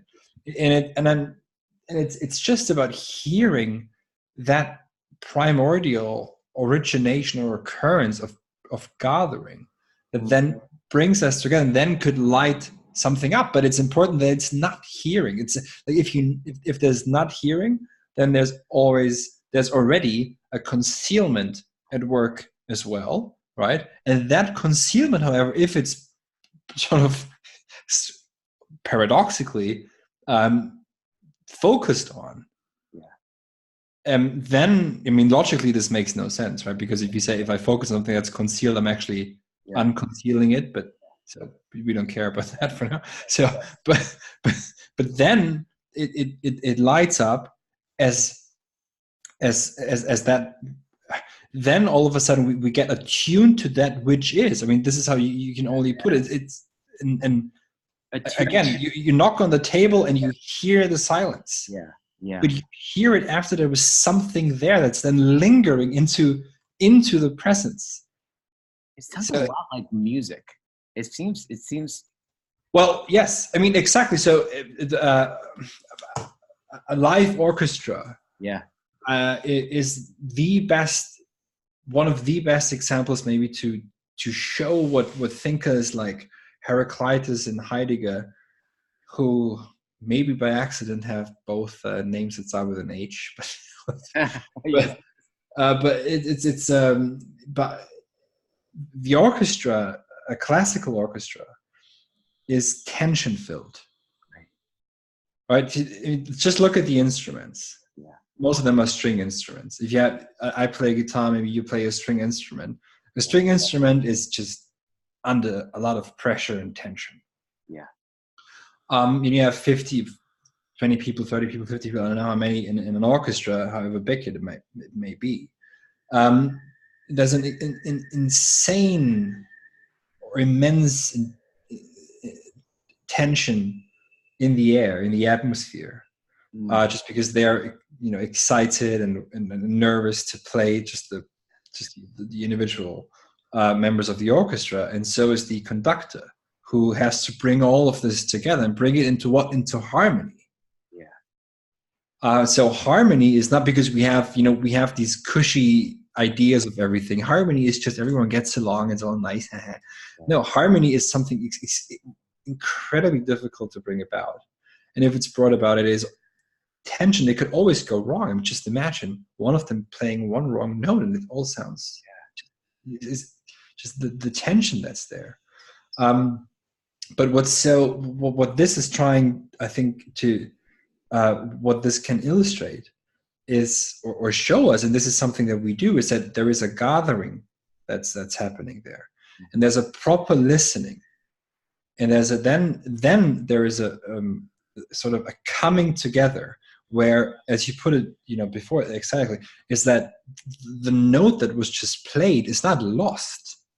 It's actually coming back in the next note, and then taking it to the next note, and that's how melody arises. I mean, a melody would never arise if time actually just passed. Sorry, I mean, if time just passed, it would just boom, boom, boom, boom. I mean, why would bam bam bam sound like a not really a nice melody, but have a certain ring to it, because the one note is playing again in the next and coming back up again. That's how you get to a melody. So it comes from what has been. Moving into or almost like lapsing into that which is to come, forming a present. That's a melody. If that's how you can write music. If you think of time just as passing by, you have no melody, you have no music. You wouldn't have any sense of who you are. And ultimately, I think, to make this a bit dystopian, this is perhaps where some of this is going. Is that if you are trapped in a fake presence, like the Netflix binge watching presence, for example, many people describe it, they watch Netflix for 10 hours, they don't remember anything of what they've seen. You see, the memory is lacking. But so there is no to a certain degree, melody, harmony, true harmony is lacking from our way of being. But just to say it again, the way that we can listen to a melody is because the note that was just played is lingering on in the next and in the next and in the next. And that, to a certain degree, is if one begins to understand history like that, then phenomena begin to light up, and that means that there isn't some ingenious subject who, oh look, this is what it's like. No, it's just because phenomena show themselves from themselves if one lets them show themselves. But to do that, you have to let silence ring. Is it fair to say, like with Nietzsche, Yeah. Like he really did name it. I think it's Tomlinson who talks about like he named the ontotheology of the like eternal like the God's eye view, eternal return of the same, the onto, the innermost view, right? The will, right? Yeah. And that so like the modernity being like, you know, the upsurging of a kind of meaningless will and Yeah. comes into eternal recurrent of the same for its own Yeah. sake. But it yeah, exactly. Yeah. That's what it has to do. Yeah. But to hear that, like it's like what a feat that was to hear that right beforehand. And I'm wondering if it's fair to say that something like hearing that is something like so just like with music, if you slow music down, I've thought about this a bunch of like, what is that point where like if you slow music down, you can still hear the rhythm, right? And Yeah. you slow it down, and at some point it becomes probably far enough away such that you don't hear the rhythm anymore. And then Yeah. the sound that you hear is not in relationship to other things because you can't hold it, doesn't linger long enough. Yeah. And I'm wondering if something like Nietzsche like was able to back up enough such that like the the sound like the two beats or the two melodies like got like this, he did something with his hearing where it's like he was able to like back up enough so where it got close, like modernity, the beats of modernity, he could hear the song, and Yeah. that was his understanding. Is that a fair analogy, you think? Like, because I've often thought about that understanding is like, oh yeah, like, oh, I hear the music, it's got that history, like, oh, it makes sense, it's got that. Yeah. No. Yeah. It Yeah. feels very much like, you know, of course I DJ'd for a long time, and DJ isn't, you're not using your medium, it's your medium, you're not actually making music, the music is the medium, and in the actual thing you're making is a mood, right? Yeah. It's like Yeah. it's a Yeah. meta thing, Yeah. Yeah. Yeah. Yeah. which is really cool. Like that's always how I like to think of it. It's like, you know, you're cooking No, mood. but yeah, exactly. But I think the Seinsgeschichte, right, being history, Yeah. is ultimately a melody that Heidegger listens to, that Yeah. Heidegger hears, Right. play Right. in the distance, Yeah. and he responds to it. And it has its ups and downs, and its terrible moments, and it's wonderful disclosures, but it is a melody. Yes, we are responding to. But look, I mean, to you know speculate again. Why is it that anywhere you go, you hear shitty music? Right. Anywhere you go, any restaurant, any coffee shop, or any shop, even like even supermarkets now, Yeah. Yeah. play terrible Terrible music. music Yes. that's beginning to sound like I don't even hear any. I'm trying to distance as much as I can, you know, stay away from everything and live in some other sphere. but It's hard, man, when you got that, like when you're hearing, what is it, like, you know, Led Zeppelin in bad classical music in the background of Walmart, right? Like that's difficult. Yeah, well, yeah, it used to be something, but now it's just like everything else. But everything that comes out now sounds the same as before. And there are musicologists, if you can still call them, you know, that, because I don't even know what they are, who say that we will have lost all chords in the next 20 or 30 years. It'll be 3 to 4. Probably E major, you know, the usual E major and A major and whatnot. And it'll all sound the same. I mean, why? This is good because this is who we are. This is logically circular, which is a different way of circular, of what do you mean by circular, right? But that kind of logical circularity is just shows you that what's at work is that what you call that will, that just wills itself, Why? Because it wills itself. I mean, Heidegger speaks of the will to power as the will to will, that wills itself because it wills itself. But that's almost a quote from Johann Gottlieb Fichte, from a German philosopher, who said that what's actually at work is a will. It wills itself. Why? Because it is so. This is a quote from Fichte. I mean, this is modernity in a nutshell, is a will that wills itself for the sake of willing itself. And there is no melody. I mean, look, it obviously all of this makes sense. Then you see, why is there a building that cuts into the heavens that's called the Shard of all names that they could have chosen, and why there is almost anywhere you go this total bombardment with non-music in non-places that is just made to distract you, and it's something that the will responds to, right? That's what it wills, because it creates this timelessness.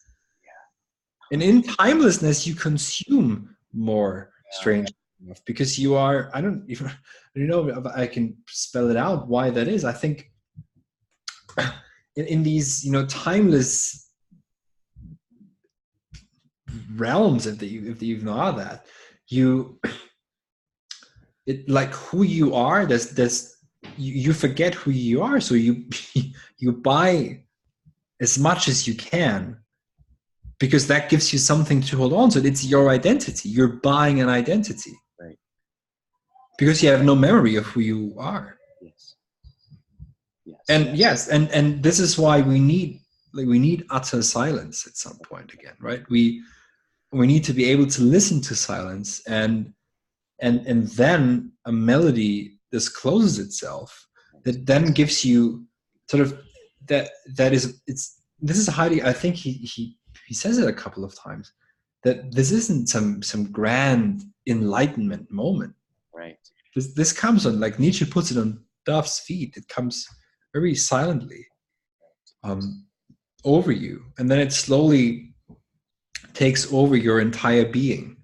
And I think that should ultimately be sort of the goal of or the aim of, or the purpose of any of this, is that it actually means something, in the sense that it changes our way of being.